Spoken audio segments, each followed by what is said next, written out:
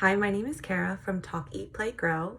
I'm a pediatric speech and feeding therapist, and I'm here today to talk a little bit about picky eating and some solutions that you can use during your meal times to help your little one gain more interest in eating and decrease those refusal behaviors. So let's talk a little bit about the two strategies that we will focus on today. First one is expose. Second one is explore. So let's talk a little bit about exposure. What does that mean? For little ones that are eating puree, that simply means offering a puree 3 to 4 days in a row. We do that for allergy reasons, but also so that our babies can experience this food multiple days in a row.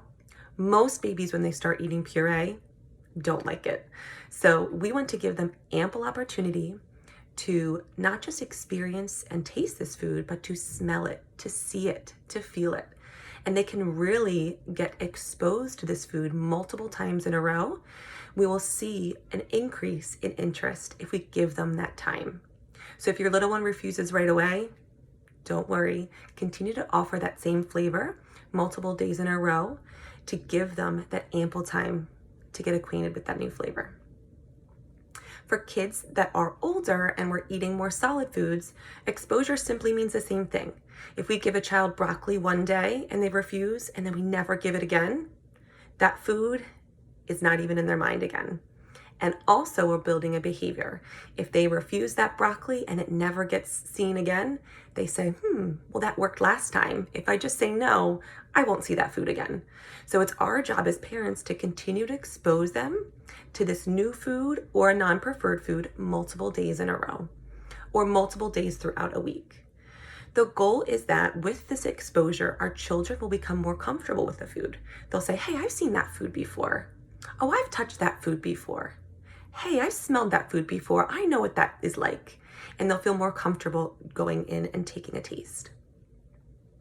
Also, as a side note, remember that around 2 years of age, it is typical for kids to see, we'll see a decrease in appetite, an increase in behaviors, and an increase in pickiness around mealtime. So using these two strategies will be very helpful for you. Our second strategy that we talked about is my favorite, and it's explore. So as we expose our babies to these foods, if we just give it to them in a bowl, they really can't see that food. They can't touch it.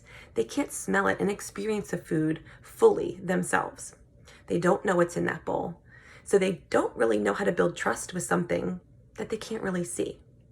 So exploring, especially for those little ones, let's start with puree, is so important.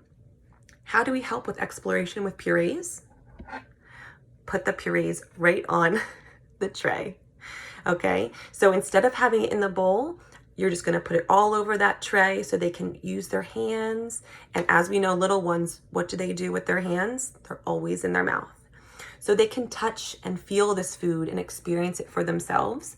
Eventually, you might see them bring that hand to their mouth themselves and take a taste. This is extremely important for babies that are refusing or just don't really seem very interested in purees. Second thing you can do for exposure for purees is give them your utensils, let them play, get messy, embrace the mess, and they'll eventually bring that food to their mouth themselves without us having to say, take a bite, take a bite.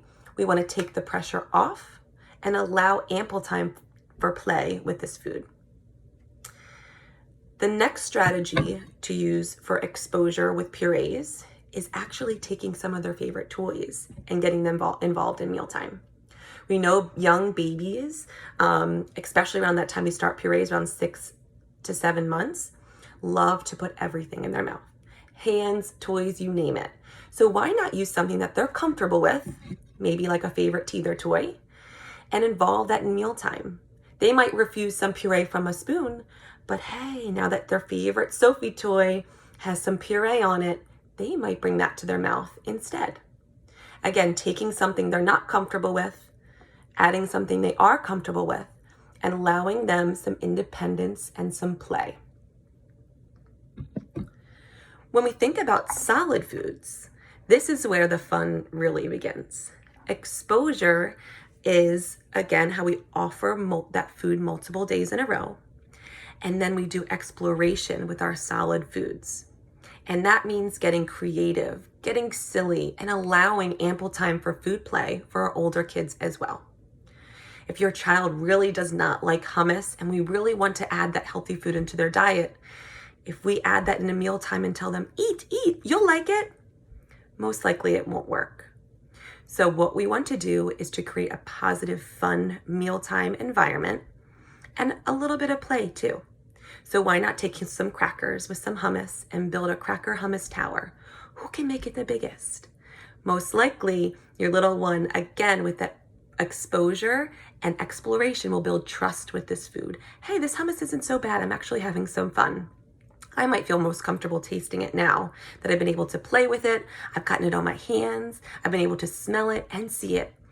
I'm more likely to take a taste. If they don't like bananas, you could build a banana and peanut butter tower.